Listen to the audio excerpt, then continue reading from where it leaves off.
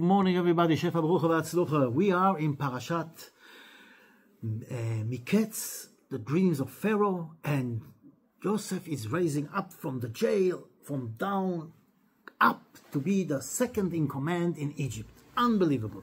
And we've got also Hanukkah. What is the connection? There's always a connection. One of the biggest puzzles in the parsha is how don't the brother recognize their own brother? How is it possible? Let's see what's happening here. First of all, he is the highest, let's say, minister in Egypt. He's second to Pharaoh.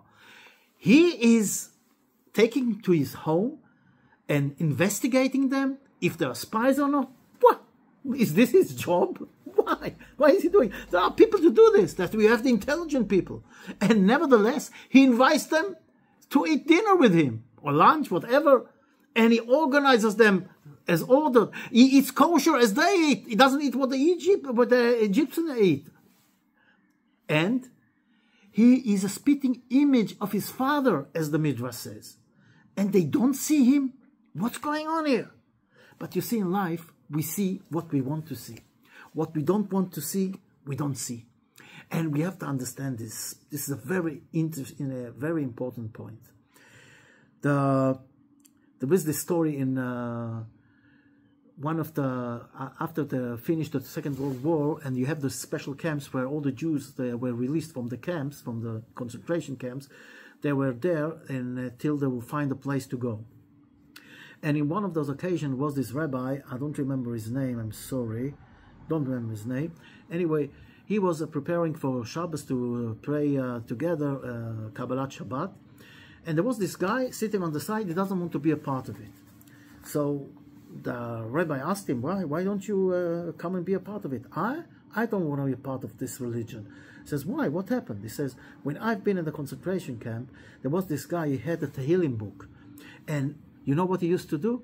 He used to give the Tehillim book to people who wanted, to the other people who wanted it, if they gave him their portion, their food portion. He says, this is terrible. You know, they had hardly anything to eat, and he took from them what they had. And when I saw this, I don't want to be a part of this religion. So the rabbi, and he's right. It's not nice. The rabbi came to him and told me, I want to ask you something. You're talking about this guy with the Tehillim book. But I want to ask you, most of the people were willing to give their own food portion to read the Tehillim. Don't you look at this? What a Mesirut Nefesh. To give the food, the food that they hardly had, and give it to read Tehillim.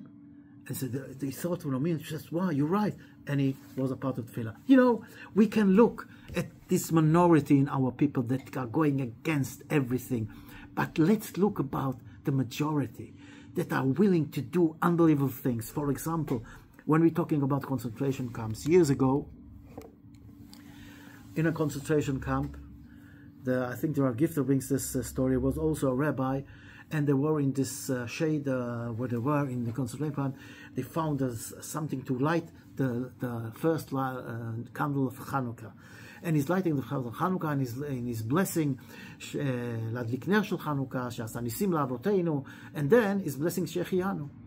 After they finished, one of the guys came to him and says, how dare you? What's going on through your head? To say Shechianu v'kimanu v'giyanu l'zman hazeh? This is Shechianu? Look where we are. The people who were with us yesterday are not with us today. And who knows who is going to survive tomorrow. And look how we look. And you, on this, you're saying Shechianu? I understand Ananisim. I understand Ladlik Ner Shel Chanukah. We want to make the mitzvah. But Shechianu? In a situation like this? The rabbi answers him, you know, you're quite right. When I was going to pray, say the bracha of Shechianu, I turned my head to look. When I saw the sparkling eyes in the darkness of the Jews with me, looking on the Chanukiah, looking on the candle that we're lighting, I says, this is Shechianu. To see something so unbelievable, so a strong belief. And this reminds me also what happened this week.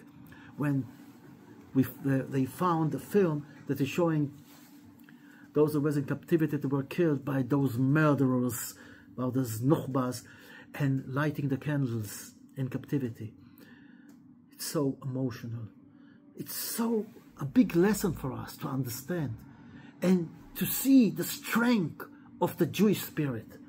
And this is Hanukkah. This is what it's all about. The light of Hanukkah. The spirit of Hanukkah.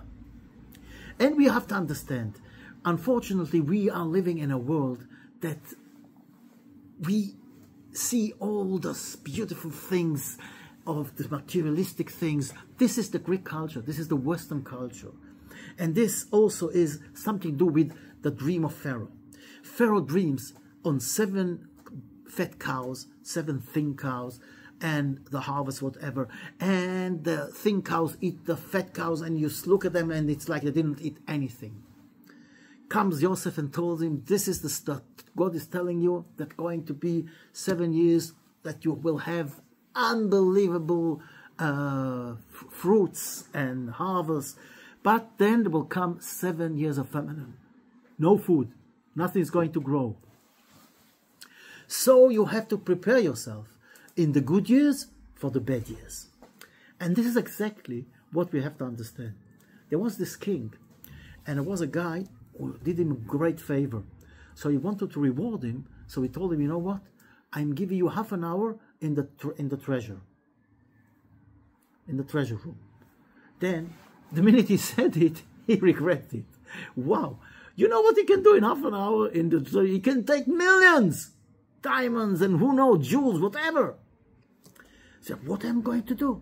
So he tries to consult with his consultants, and that, this, the what, that. And a guy comes, you know, I've got an idea. You know, I know this guy. He is crazy on music, on good music. Take the best orchestra you have in the kingdom, put them in the treasure room, the treasure hall, whatever you will call it, and the best in the best menatzeach, and the best violins, the best harvest, the best of the musicians. And when the minute he goes in, they will start playing. And this what was. This guy goes in. He wants to take, and he suddenly hears this beautiful music, the violins. And another one is coming in. He says he's closing his eyes, enjoying it. But then he remembered what he's doing here. So but then another violin, another thing. Wow, wow, wow. Woo, what the music. He's shutting his eyes, and then he remembers that. But then another violin comes in, and a harp, and and a trumpet, and drums, and this melody. This so wow, wow, wow. Somebody takes him out. The half an hour is finished. It took nothing. This is this world. This world is the 7 good years. This world is the place where we can harvest, where we can take all the mitzvahs and take millions. And we will get them in the next world. The next world, there is nothing grows on the next world. There's famine on the next world from mitzvahs. In other words, what you prepare, what you prepare here, this is what you're going to get in the next world. And we are limited here. But here, we have so much. And that's exactly the point of view. How do we look at life?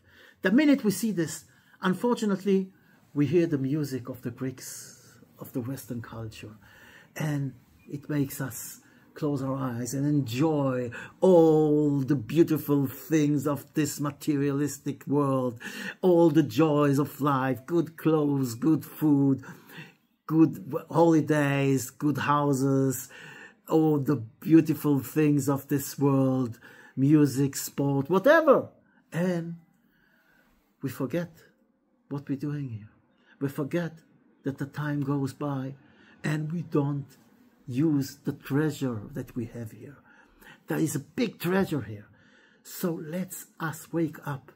See the light of the candles of Hanukkah that's going to light us, the light of the Torah, the light of the mitzvahs, to show us what is the real light and not this false light, this darkness of the Greek culture, of the Western culture. Don't listen to the music. You can enjoy this world, but to a limit. Don't forget for a minute what we are here for. We are here. You know, one of the questions, I talked about it this morning, one of the questions is, why do we celebrate 8 days and not 7 days? Because they went in the temple and they found oil for 1 day. Really, for 1 day. So 1 day is no miracle. Only the other 7 days. So why do we celebrate 8 days? And this brings us to a few interesting questions. First of all, this is why we put Al Hanissim in Modim Anachnu Lach in the Shmoneh Esrei. Modim Anachnu Lach Al Nisecha Shebechol Yom HaOlam, on the miracles that are always with us. And this is what we say in Al Hanissim. We have to understand the miracles are everywhere, and everything is a miracle. Also, the first day is a miracle. The one who set the oil to light, he says to the first day to light. Everything is a big miracle, but we don't see it. This is why we celebrate 8 days, to understand that the nature, that everything is one big miracle. This is one of the explanations. Then there are a few other explanations. When we talk about the first candle, the 7 candles, the 8 candles, nature is 7. Number 7 is nature. Why? The world was created in 7 days. 8 is above nature. This is like we say Olam Hazeh v'Olam Haba. And this is exactly the point. The Greek came here and they put everything on this world, on the joy and the materialismus. They thought they are the light of the world. They came to us with this Western culture, music, sport, and theater, everything. Even democracy is a Greek invention. And philosophy, all those things, it's all Greek things. It's unbelievable. So there is a big problem because we can, by mistake, go with this Greek culture, with this Western culture. And this is why we have to wake up and understand and realize that this is not the right way. This is exactly the point. This is our fight. This is to show us that nature is important, of course. But more important is to understand what is our job in this life. And we have 7 days in this world, but we have to behave according to the 8th day, above nature. There is this thing, you go with the nature, do whatever, this returning to nature, all healthy food, health, and it's right. And you want to use medicine that are going to be natural medicine, everything. But does it stop there? It says, also go with your nature, go what you want, do whatever you want. That is wrong. We all know what is going to happen if we go with what we want, with our nature. We have to control nature. This is, by the way, the Maharal Prak says that we have the Brit Milah on the 8th day, and we have this 8th day of Hanukkah. Because the Torah wants to tell us 7 days is this world. But we celebrating 8 days because we are above the nature. And exactly this is the idea of the Brit. The Brit is on the 8th day to show us that we came to this world to control the nature. Livnot olam b'malchut Shaddai. To put God into the nature. To go above nature. This is our job. This is the light of Hanukkah. So when we look at it and all those things that we understand now, what is the reason for 8 days instead of 7? Also, the miracles are all around us, and unfortunately we don't see them. And this is why, by the way, the halacha says that the best place to put the candles is between around 30 centimeters from the ground to 1 meter. You can put it on the ground also. You can put it above 1 meter till you get to around 10 meters, which then the eye doesn't see. You're not allowed to do the mitzvah this way. But why is the halacha telling us that the best place is between 30 to 1 meter? Because when you go in the street, you don't look up and you don't look down to the floor. You look straight. When you look straight, this is exactly the range where you're looking. So the idea is here to show us that the miracles are in front of us. They are everywhere. They are surrounding us. That is why, as we said, Al Nisim is in Modim.